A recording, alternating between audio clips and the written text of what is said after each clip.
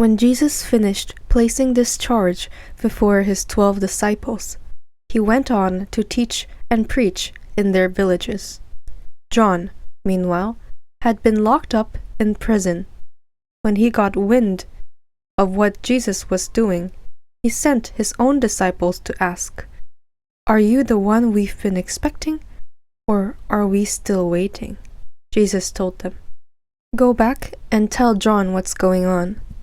The blind see, the lame walk, lepers are cleansed, the deaf hear, the dead are raised. The wretched of the earth learn that God is on their side." Is this what you were expecting? Then count yourselves most blessed. When John's disciples left to report, Jesus started talking to the crowd about John. What did you expect when you went out to see him in the wild? A weekend camper? Hardly. What then? A sheik in silk pajamas? Not in the wilderness. Not by a long shot. What then? A prophet? That's right. A prophet. Probably the best prophet you'll ever hear. He is the prophet that Malachi announced when he wrote, "I'm sending my prophet ahead of you to make the road smooth for you." Let me tell you what's going on here. No one in history surpasses John the Baptizer, but in the kingdom he prepared you for, the lowliest person is ahead of him. For a long time now people have tried to force themselves into God's kingdom, but if you read the books of the prophets and God's law closely, you will see them culminate in John, teaming up with him in preparing the way for the Messiah of the kingdom. Looked at it this way, John is the Elijah you've all been expecting to arrive and introduce the Messiah. Are you listening to me? Really listening?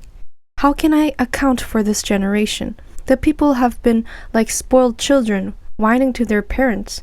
We wanted to skip rope, and you were always too tired. We wanted to talk, but you were always too busy. John came fasting, and they called him crazy. I came feasting, and they called me a boozer, a friend of the misfits. Opinion polls don't count for much, do they? The proof of the pudding is in the eating. Next, Jesus unleashed on the cities where he had worked the hardest, but whose people had responded the least, shrugging their shoulders and going their own way. Doom to you, Chorazin! Doom, Bethsaida! If Tyre and Sidon had been half of the powerful miracles you have been, they would have been on their knees in a minute. At Judgment Day, they'll get off easy compared to you. And Capernaum, with all your peacock strutting, you are going to end up in the abyss. If the people of Sodom had your chances, the city would still be around. At Judgment Day, they'll get off easy compared to you. Abruptly, Jesus broke into prayer. Thank you, Father, Lord of heaven and earth.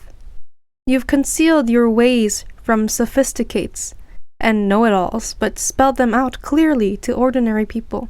Yes, Father, that's the way you like to work.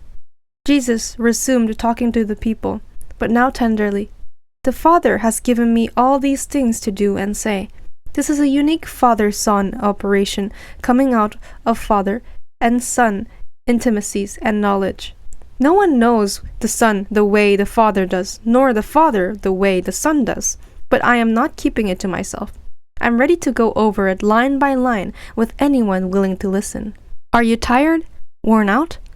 Burned out on religion? Come to me. Get away with me, and you'll recover your life. I'll show you how to take a real rest. Walk with me and work with me. Watch how I do it. Learn the unforced rhythms of grace. I won't lay anything heavy or ill-fitting on you. Keep company with me, and you'll learn to live freely and lightly.